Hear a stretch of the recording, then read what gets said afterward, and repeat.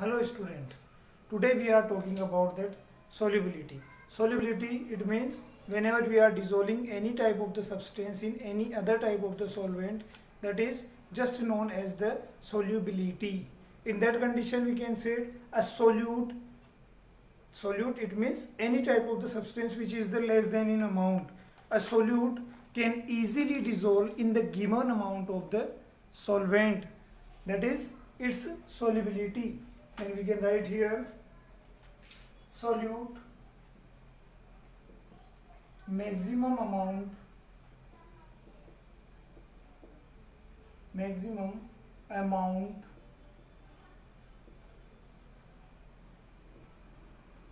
which can dissolve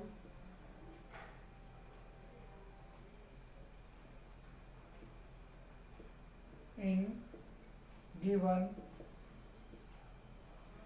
amount of solvent is solubility. That is solubility. Solubility is further depend on the three different type of the parameters. First parameter is nature of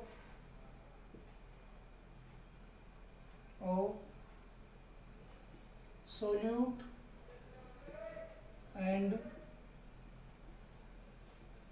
solvent. Second is temperature.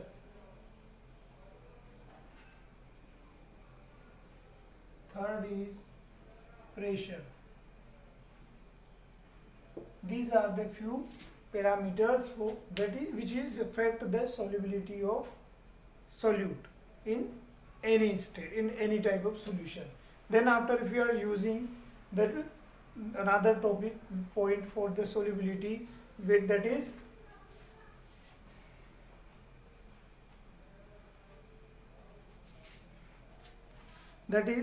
solubility of solid in liquid solvent. Solubility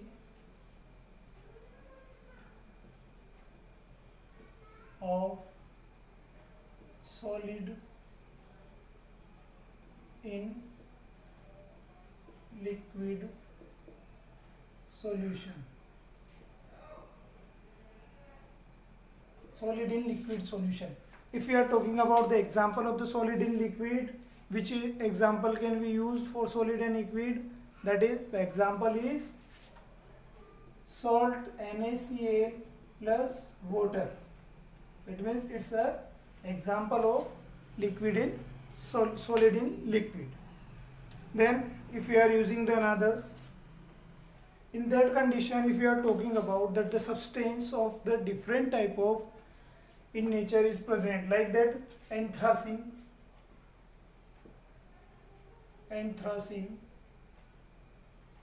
naphthalene,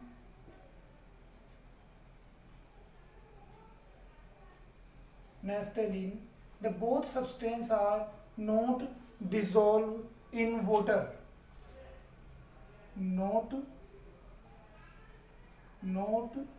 dissolved in water, while we can say while NaCl and sugar can dissolve. Anthracene और naphthalene water में dissolve नहीं होते हैं, जबकि NaCl और sugar water में easily dissolve हो जाते हैं. In other hand, if you are talking about in benzene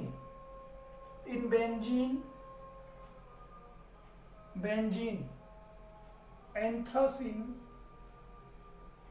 and naphthalene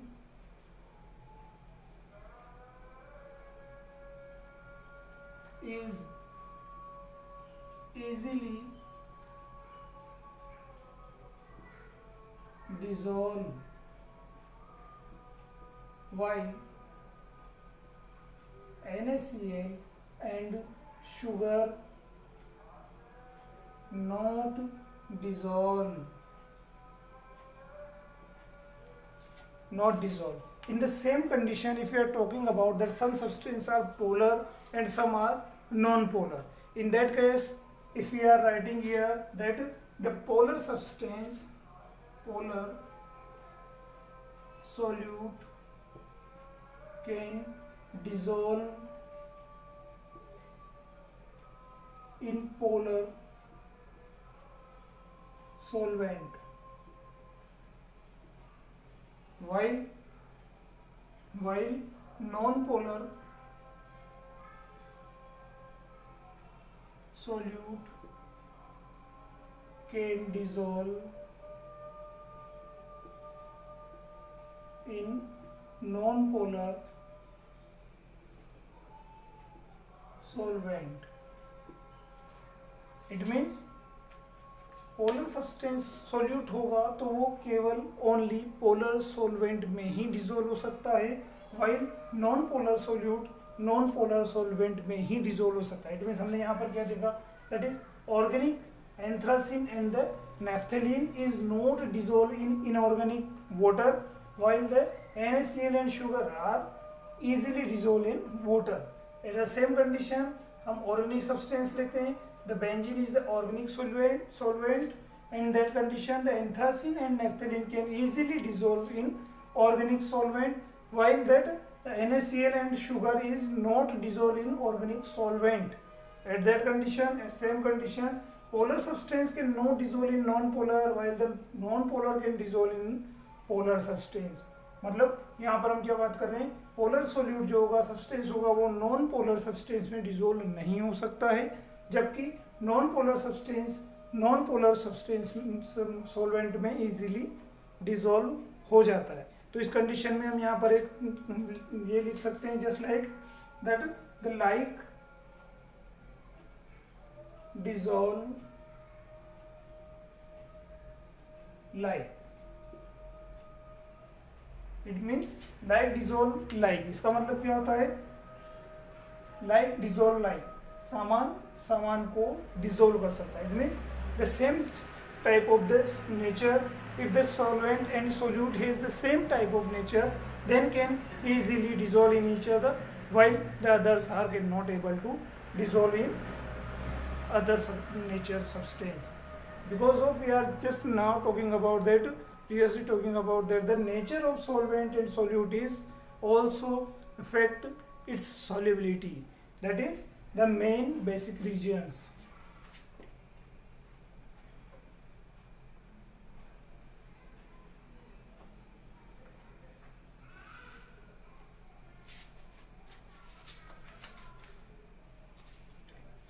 Now we can just talk about, अभी हम बात कर सकते हैं जब हम सोल्यूट को सॉल्वेंट में डिसॉल्व करते हैं, जस्ट लाइक दैट हमारे पास कोई सोल्यूट है, it may be possible the solute is A और may be solute is B.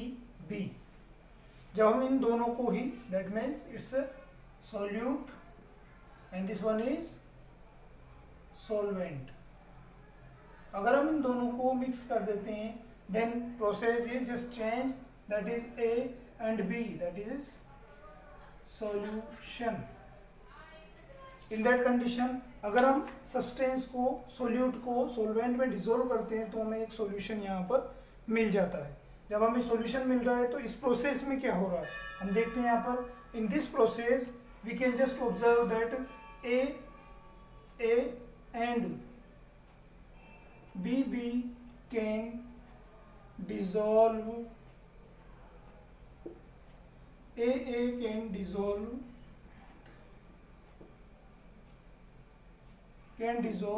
in each other.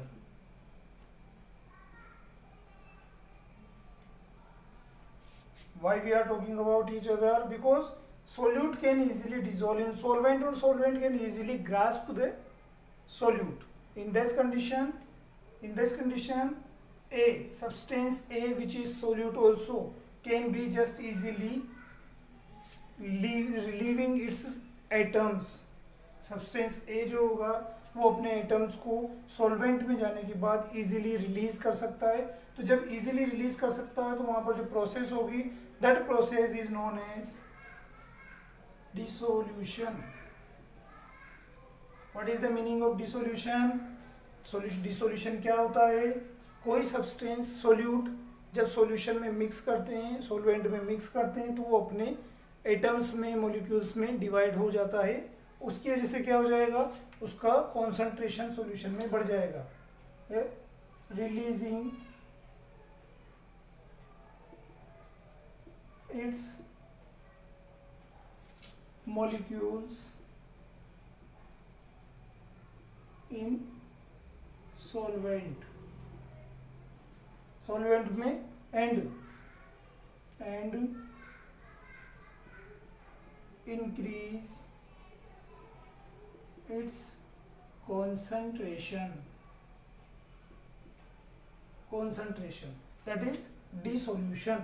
And then one more process at the same time, जब ये dissolve हो रहा होता है, जस्ट लाइक हम यहाँ पर एग्जांपल देख सकते हैं, just we have a pot which is also filled by the water. In this condition, if you are just adding a substance like that, NaCl, sugar, anything, then it's just adhere and it's releasing its particle in solution in different direction.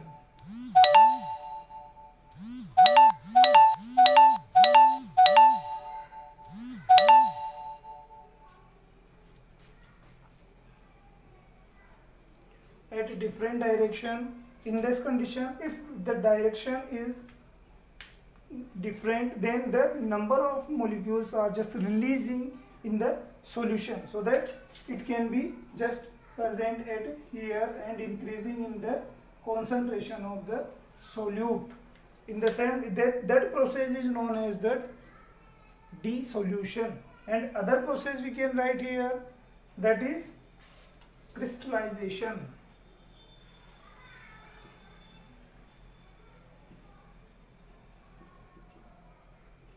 What is the meaning of crystallization? Crystallization क्या होता है? जो यहाँ पर substance में material जो dissolve होगा, just like हम इसी को देखें यहाँ पर, इन दिस सॉल्यूशन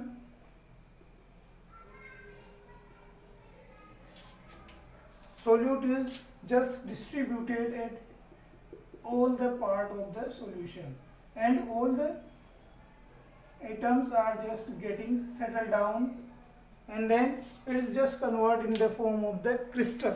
तो जब हमारा सॉल्यूशन में जो सोल्यूट होगा, उस सोल्यूट का सॉलिड स्टेट में कन्वर्जन होगा, यानी कि सॉल्यूशन से वो सॉलिड स्टेट में आ रहा होगा, क्रिस्टल्स के फॉर्मेशन कर रहा होगा, तो उस प्रोसेस को ही हम क्रिस्टलाइजेशन बोल देते हैं। इसी को हम क्रिस्टलाइजेशन बोल देते हैं। That is from solution to become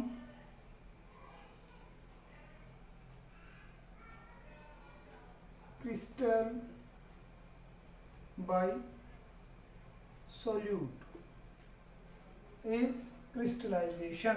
तो हम इस प्रोसेस को ही क्रिस्टलाइजेशन बोल देते हैं। तो इस तरह से हमारे यहाँ क्रिस्टलाइजेशन की एक प्रोसेस कंप्लीट चलती रहती है। तो जब हम इसी की बात करते हैं तो ये क्या हो सकता है? That is from here to here and from there. It means अगर हम यहाँ पर बात करते हैं, this process is dissolution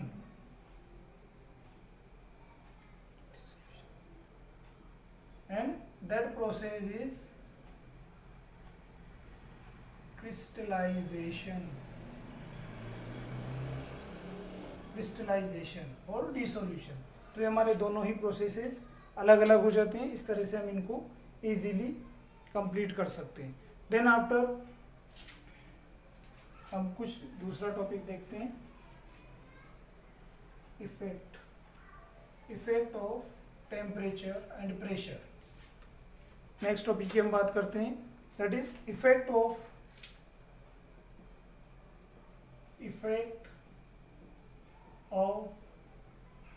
temperature.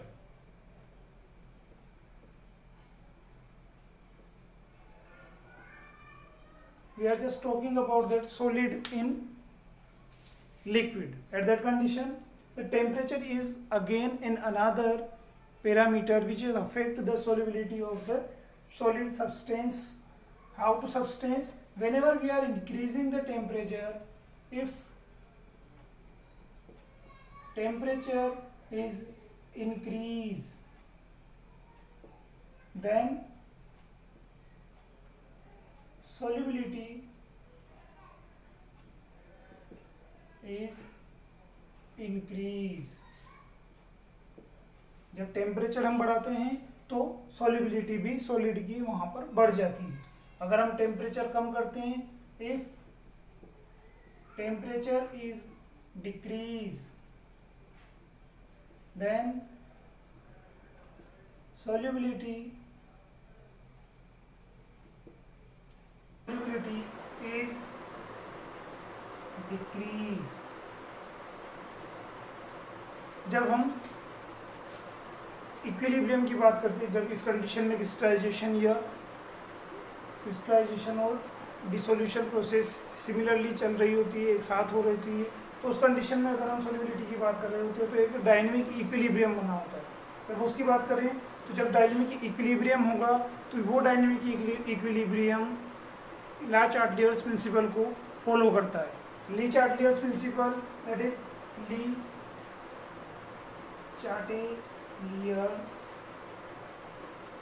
Principal. What is the Le Chatelier's principle? ये क्या है प्रिंसिपल, इसकी हम बात करते हैं. If the dissolution process is endothermic, then solubility will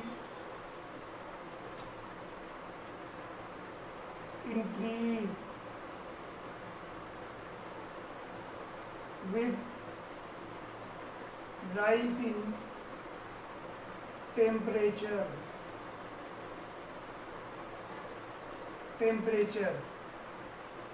But if dissolution process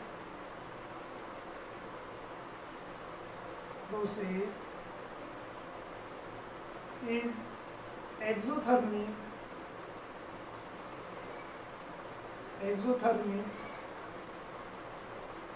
then solubility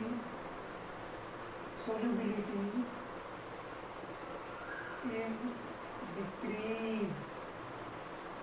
उस तरह से हमें पता होना चाहिए, जब हम टेम्परेचर को इंक्रीज कर रहे होते हैं तो एक्सोथर्मिक होगी कंडीशन, तो सॉल्युबिलिटी डिक्रीज होगी, और एंडोथर्मिक होगी रिएक्शन डिसोल्यूशन प्रोसेस, तो इसकी सॉल्युबिलिटी में इंक्रीमेंट यानी कि इंक्रीज होता है, थोड़ा सा इंक्रीज होता है. तो इस तरह से हम यहाँ पर इनकी सॉल्युबिलिटीज की बात कर सकते हैं, इफेक्ट ऑफ टेम्परेचर की बात कर सकते हैं. इसके बाद हम इफेक्ट ऑफ प्रेशर की बात करते हैं. नॉर्मली हम इफेक्ट ऑफ प्रेशर की बात करते हैं.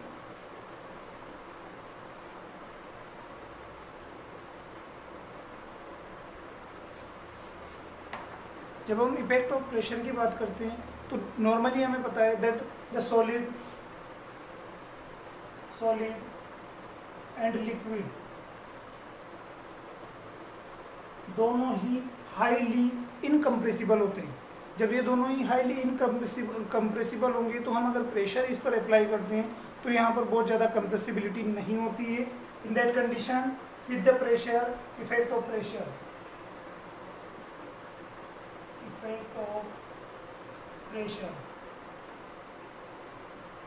तो जब हम इफेक्ट की बात करते हैं, प्रेशर की बात करते हैं, तो सॉलिड और लिक्विड दोनों ही हाईली इनकम्प्रेसिबल है, इसलिए इन पर प्रेशर का कोई इफेक्ट नहीं होता है. इट मीन्स सॉल्युबिलिटी पर प्रेशर का बहुत ज़्यादा इफेक्ट नहीं होता है. That means the solubility will not affected highly by the pressure, that is due to the incompressibility of the solid and liquid processes. तो इस तरह से हम इनके बारे में यहाँ बात कर सकते हैं. इसके बाद हम नेक्स्ट प्रोसेस की बात करते हैं, सॉल्युबिलिटी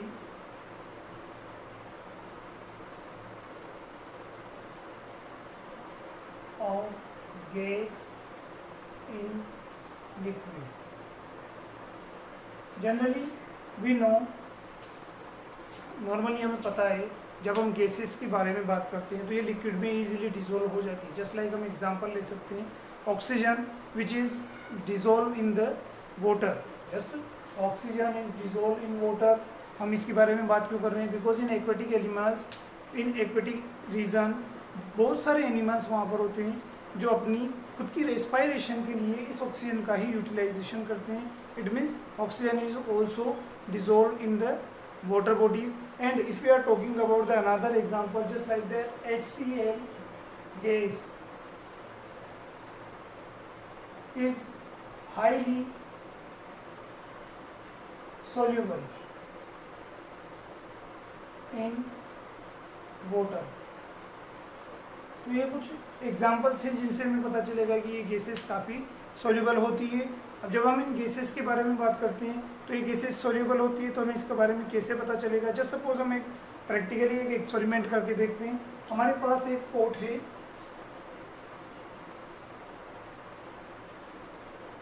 जिसमें हम एक पिस्टन रखते हैं। यहाँ पर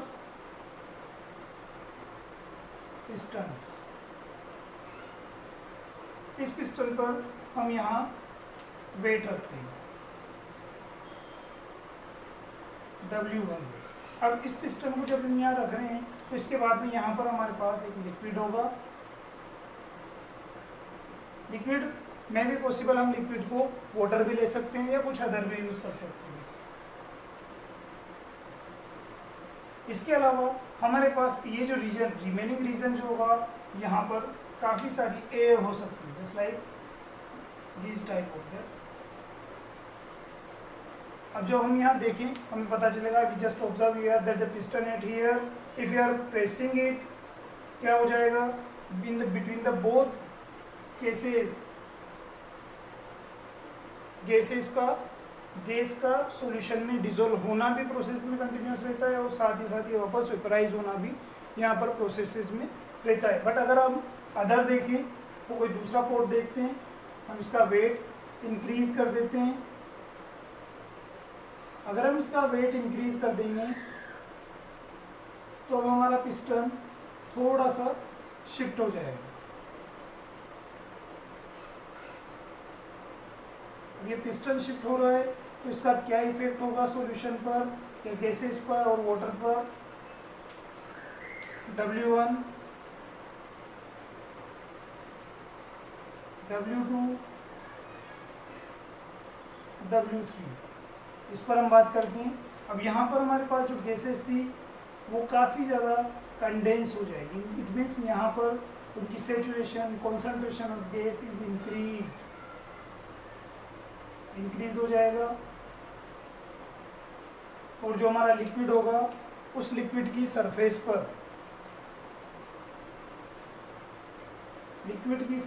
पर गैस मॉलिक्यूल्स के स्ट्राइकिंग का जो रेट होगा वो बढ़ जाएगा। इट मीन्स यहाँ पर जो कोलिजन होगा उसका रेट बहुत ज़्यादा बढ़ जाता है, जबकि यहाँ पर हमारा कोलिजन काफ़ी कम हो रहा था। तो जब इस कंडीशन में हम देखेंगे तो यहाँ पर इसके कंपेरिजन में इस वाले पोर्ट में हमारे कुछ मॉलिक्यूल्स, गैसियस मॉलिक्यूल्स का नंबर, कॉन्सेंट्रेशन बढ़ जाएगी। तो इस तरह से हमें पता चलेगा कि जब गैस पर हम प्रेशर अप्लाई करते हैं तो गैस की सोल्युबिलिटी इंक्रीज होती है और साथ ही साथ गैस को अगर हम टेम्परेचर का भी चेंजेस करते हैं तो उससे भी उनकी सोल्युबिलिटी इफेक्टिव होती है। It means there is the two type of the major factor which are affecting the solubility of gas in liquid. That is, one is the pressure we can observe here and another one is the temperature. अगर हम temperature बढ़ाते हैं तो because of इनकी kinetic energy बहुत ज़्यादा हो जाती है, इसीलिए बहुत ज़्यादा कोलिजन करते हैं और फाइनली ये यहाँ से गैस से सॉल्यूशन से रिमूव हो जाते हैं। तो सेम कंडीशन अगर हम गर्म पानी करते हैं या कोई भी गर्म पानी को हम, हॉट वाटर को हम किसी भी वाटर बॉडी में सेंड करते हैं, वहाँ पर लीव करते हैं, तो उस वाटर बॉडी का टेम्परेचर बढ़ जाएगा और टेम्परेचर बढ़ने से वहाँ पर ऑक्सीजन की लेकनेस होने लग जाएगी और ऑक्सीजन का कॉन्सेंट्रेशन डिक्रीज हो जाएगा। और जब कॉन्सेंट्रेशन डिक्रीज होगा, ऑक्सीजन का कॉन्सेंट्रेशन डिक्रीज होगा, तो उस कंडीशन में वहाँ रहने वाले aquatic animals will be die, उनकी काफ़ी ज़्यादा प्रॉब्लम आएगी, वो काफ़ी सफ़र करते हैं। तो इस कंडीशन में हमें वाटर बॉडीज़ में, एक्वेटिक वाटर बॉडीज़ में हॉट वाटर को रिलीज़ नहीं करना चाहिए। तो हम यहाँ पर इसके बारे में बात कर सकते हैं। इसके बाद हम इसको देखेंगे कि जब वेट इस पर इंक्रीज हो जाता है तो इसका जो एरिया होता है, गैसियस एरिया, ये बहुत कम हो जाता है। इससे less area, in the less area the gas amount is very high and in that condition the solubility will increase. At that condition we can say there is the something is different. That means we can use an another process.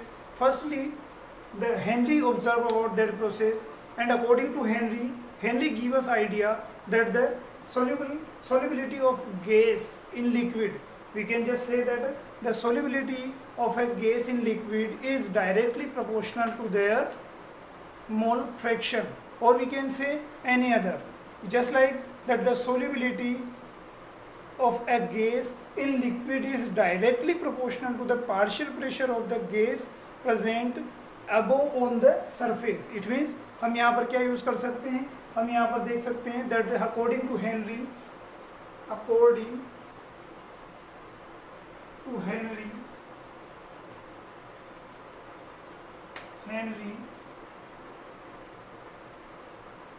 solubility of a gas, that means we can say the solubility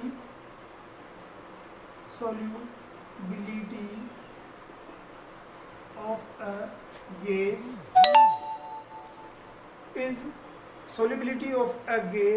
is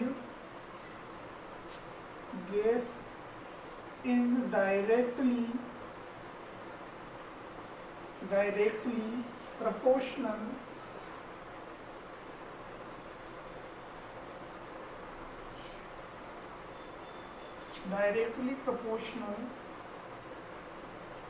to the partial pressure of gas present above on liquid surface.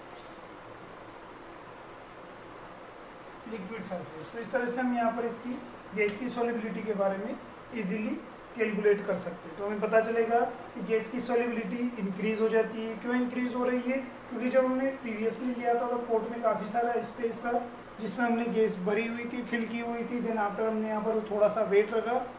whenever we are placing the weight at here, the dissolution and the crystallization processes will be continuously moving, and that is a dynamic equilibrium at that condition.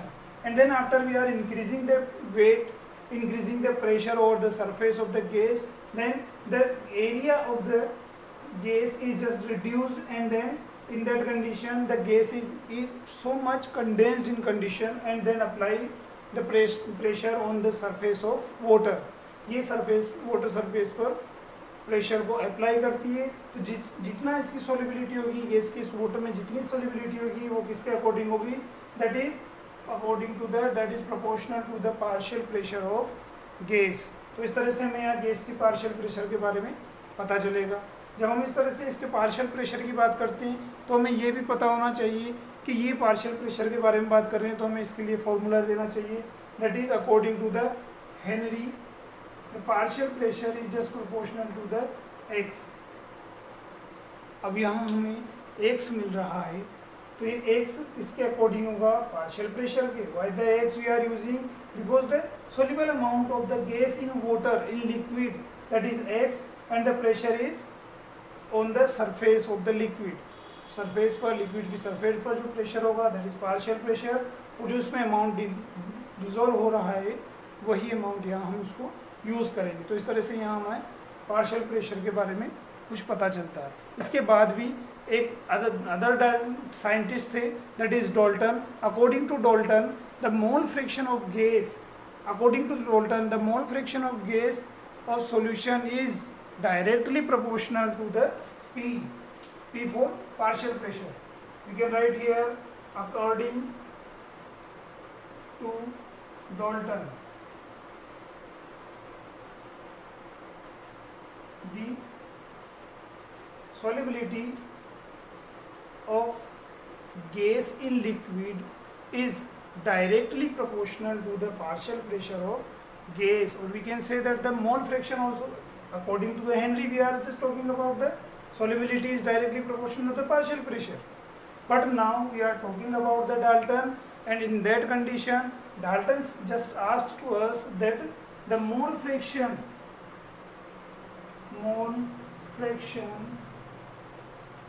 of gas is proportional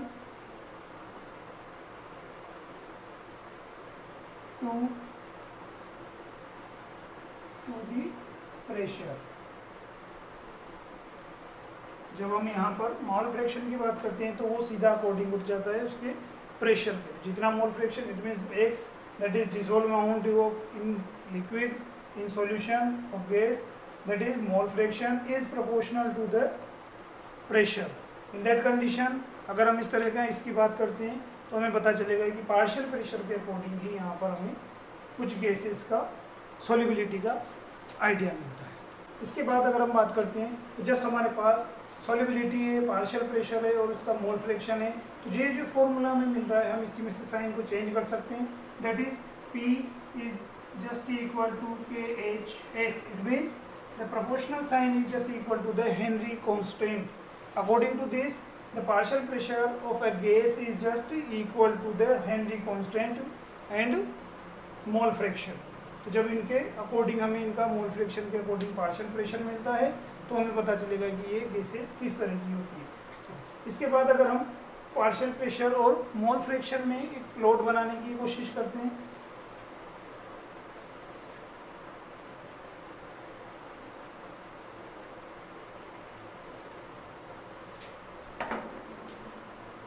जब हम plot बनाते हैं तो ये plot हमें एक straight line मिलता है. There is x, there is y, p